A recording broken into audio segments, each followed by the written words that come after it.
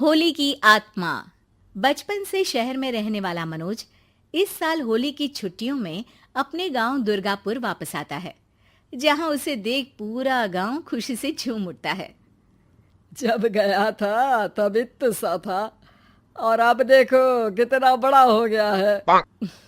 हाँ सरपंच जी, जब मैं गया था तब आप भी बहुत जवान थे और अब देखो कितने बूढ़े हो गए हैं आप। चलो चलो बढ़िया है। बच्चा घर वापस आ गया। इसी खुशी में आज रात पार्टी होगी।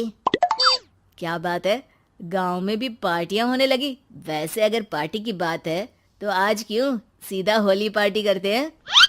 होली पार्टी की बात सुन चहल पहल में अचानक सन्नाटा छा जाता है, जिसे देख मनोज को कुछ अजीब लगता है। लेकिन तभी सरपंच बात पलट देता है। अब बहुत देर हो गई, चलो सब अपने घर चलो, पार्टी के बारे में कल सोचेंगे। मनोज भी मम्मी पापा के साथ घर आ जाता है, पर होली पार्टी और उस पर पूरे गांव की खामोशी वाली बात अभी तक उसके जहन से निकलती नहीं। पापा, होली पार्टी की बात पर सब चुप क्यों हो गए थे? अरे होगी उनकी कोई अपनी बात। मुझे गांव की पंचायत ही थोड़ी पता है। थक गया हूँ, चलो सो जाते हैं, कल बात करते हैं। पापा की बात मानते हुए मनोज भी सोने चला जाता है। आज तो छुपा लिया, लेकिन हफ्ते बाद जब होली का दिन आएगा तब इसे कैसे रोकोगे? अगली सुबह सूरज के साथ ही मनोज भी गांव घूमने निकल जाता है, जिस पर रास्ते में उसे अपनी ही उम्र के कुछ लड़के भी मिलते हैं, जिनसे दोस्ती कर अब वो उनके साथ घूमने लगता है। इसी तरह कुछ दिन बीत जाते हैं और होली नजदीक आने लगती है। दोस्तों, होली में 4 दिन ही बचे हैं, पर गांव में उसकी कोई तैयारियां क्यों नहीं दिख रही? क्योंकि यहाँ होली नहीं मनाई जाती। अरे पर ऐसा क्यों? वो राजा भूषण। अरे तुम 4 दिन के लिए आए हो, क्या इतना सोच रहे हो? चलो कुछ खाने चलते हैं। इसी के साथ एक बार फिर होली की बात को टलते हुए देख मनोज को शक होने लगता है। वो घर पहुंचते ही इंटरनेट पर अपने गांव और राजा भूषण के बारे में जानकारी निकालने लगता है। क्या? मुझे आज तक ये नहीं पता था। ऐसा कैसे? किसी ने मुझे कुछ बताया क्यों नहीं? सारी जानकारी लेने के बाद मनोज गांव वालों या अपने मम्मी पापा से कुछ पूछे बिना खुद ही उसकी सच्चाई के बारे में छानबीन करने लगता है, जिसके चलते वो राजा भूषण की हवेली में पहुंचता है। वाह, क्या हवेली है यार। पर क्या यहाँ सच में कोई भूत है? हेलो भूत जी, कोई है क्या? हम इस साल गांव में होली सेलिब्रेट कर रहे हैं, क्या आप उस पर थोड़ा इंटरव्यू देंगे?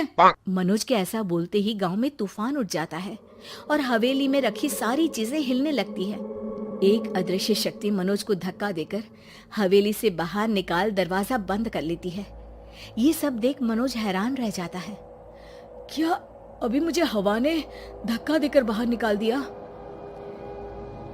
मेरे होते हुए इस गांव में कभी होली नहीं मन सकती, इसलिए दोबारा ऐसी कोशिश भी मत करना, अंजाम बुरा होगा। आवाज सुन मनोज हैरानी से इधर उधर देखने लगता है, पर उसे कोई दिखाई नहीं देता। वो गांव वापस आ जाता है, जहां तूफान की वजह से सब कुछ तहस महस हो चुका होता है। आखिर ये तूफान आया कैसे? ना ऐसा कोई मौसम था और ना ही हमने होली का त्योहार मनाने की बात की थी। सरपंच की बात पर कोई रिएक्शन दिए बिना मनोज चुपचाप अपने घर चला जाता है। इस तरह देखते ही देखते होली का दिन भी आ जाता है और मनोज रंग लेकर गांव में निकल जाता है, लेकिन गांव पूरी तरह खाली होता है। अरे त्योहार का दिन है, धूमधाम की जगह मातम क्यों मनाया हुआ है? मनोज की आवाज सुन सब अपने घर की खिड़कियां खोल के घर के अंदर से ही उसे वापस जाने के लिए कहने लगते हैं, पर वो किसी की नहीं सुनता। तुझे पहले भी समझाया था, अगर होली खेलने की कोशिश भी की तो अच्छा नहीं होगा। अरे बात मान लो बेटा, तुम्हें सच नहीं पता। मुझे सब पता है। सालों पहले इस राजा ने एक अंधविश्वास फैलाया और आप लोग आज तक उसे मानते आ रहे हो। अरे बेटा, जब तुम पैदा भी नहीं हुए थे उससे भी बहुत पहले से इस गांव पर होली का श्राप है। अगर गांव में होली का त्योहार मनाया जाता है तो प्रलय आना पक्की बात होती है। राजा भूषण इस सब में नहीं मानते थे और त्योहार मनाने लगे, जिसके चलते होली वाले ही दिन पहले उनके बेटे की और फिर उनकी मृत्यु हो गई।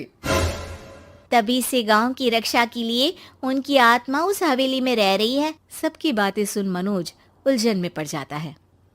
सोचना भी मत मनोज, अगर तुमने इस परंपरा को तोड़ने की कोशिश भी की तो उसका परिणाम इस गांव और गांव के लोगों के लिए अच्छा नहीं होगा। मुझे भी यकीन नहीं हो रहा कि आप लोग एक बेतुकी बात को मानकर सालों से रंगों के त्योहार को मातम की तरह मनाते आ रहे हो। मनोज किसी की कोई बात ना मानते हुए पूरे गांव में रंग बिखेर देता है, जिसके तुरंत बाद वहां तूफान के साथ बिजलियां गरजने लगती है। अचानक मौसम में ऐसा बदलाव देख जहां मनोज कंफ्यूजन में आ जाता है, वहीं गांव वाले डर से सहम जाते हैं।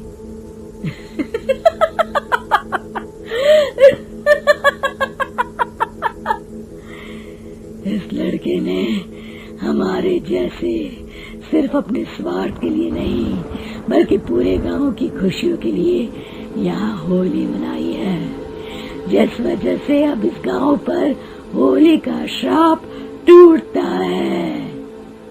ऐसा बोलकर राजा का भूत वहां से गायब हो जाता है, जिसके बाद गांव के लोग धूमधाम से होली मनाते हैं। खुशियों के रंग गांव में बिखरे ही होते हैं कि अगली सुबह अचानक मनोज कहीं गायब हो जाता है और एक बार फिर गांव में होली का नया राज शुरू हो जाता है।